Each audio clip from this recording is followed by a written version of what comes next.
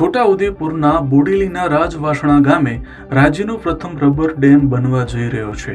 હિરણ નદી પર નિર્માણ થનાર ડેમ માટે રાજ્ય સરકારે 100 કરોડ રૂપિયા મંજૂર કર્યા છે. આ પ્રોજેક્ટ્સને કારણે આજુબાજુના 60 જેટલા ગામને પીવાનું તેમજ સિંચાઈ માટે પાણી મળી રહેશે. ગુજરાતમાંથી 2 લાખ મેટ્રિક ટન ઘઉં ખરીદવામાં આવશે. કેન્દ્રીય પ્રધાન નીમુબેન બાંભણિયાએ રાજ્યના તમામ અધિકારીઓ સાથે વર્ચ્યુઅલ બેઠક યોજી હતી. ઘઉં આપ્યાના 48 કલાકમાં જ નાણાં ખાતામાં જમા થઈ જશે. 1 મણના 490 લેખે ટેકાના ભાવે ખરીદી કરવામાં આવશે. ગુજરાતે ટીબી નાબૂદી અભિયાનમાં 2024માં નોંધનીય પ્રગતિ કરી. વર્ષ 2024માં 1,37,929 ટીબીના દર્દી નોંધાયા હતા. 1,31,501 દર્દીઓને સારવાર અપાઈ. 1,18,984 દર્દીઓને 43.9 કરોડની આર્થિક સહાય અપાઈ.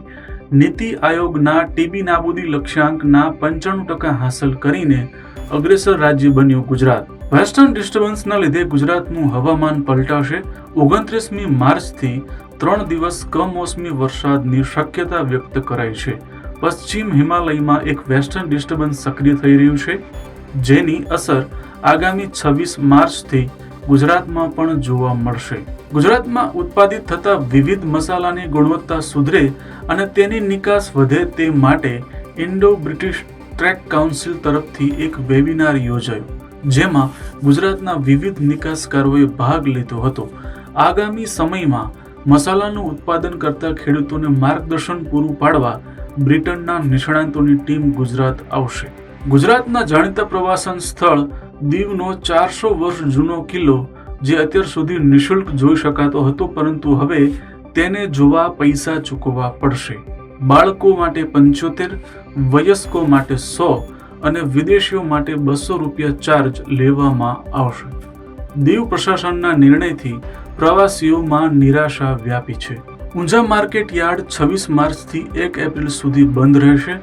વાર્ષિક હિસાબ અને પૂરા થતા નાણાકીય વર્ષને ધ્યાનમાં લઈ આ નિર્ણય લેવાયો છે. આ સમયગાળા દરમિયાન વેપારીઓ પોતાનો હિસાબ સરળતાથી કરી શકે તે માટે વેપારી એસોસિએશન દ્વારા રજૂઆત કરવામાં આવી હતી. સરકારે લોકસભામાં માહિતી આપી કે ગુજરાતના નેશનલ હાઈવે 48ના વડોદરા ભરૂચ સેક્શન પર આવેલા ભરથાણા ટોલ પ્લાઝા દેશનો સૌથી વધુ નફાકારક પ્લાઝા છે. તેણે છેલ્લા 5 વર્ષમાં 2000 કરોડ રૂપિયાથી વધુનો ટેક્સ વસૂલ્યો છે. ગત નાણાકીય વર્ષમાં તેમાંથી 472.65 કરોડ રૂપિયાનું કલેક્શન થયું હતું. બહુચરાજી સરદાર સરોવર નિગમ દ્વારા મહેસાણા, પાટણ, બનાસકાંઠા અને સુરેન્દ્રનગરના 9 જેટલા તાલુકામાંથી પસાર થતી નર્મદાની કેનલોમાં સિંચાઈ માટે અપાતું પાણી 31 માર્ચથી બંધ કરવાની જાહેરાત કરાઈ છે.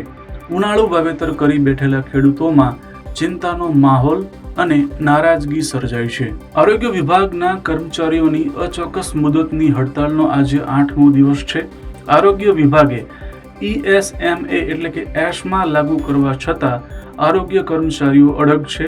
આજે રાજ્યના 33 જિલ્લાના કર્મચારીઓ ગાંધીનગર પહોંચ્યા હતા. ગાંધીનગર પોલીસ છાવણીમાં ફેરવાયું છે. વિવિધ યોજના અંતર્ગત અમદાવાદ શહેર પોલીસે 250 જેટલા નાના મોટા રસ્તાઓ ઉપર 4300 CCTV કેમેરા લગાવ્યા છે.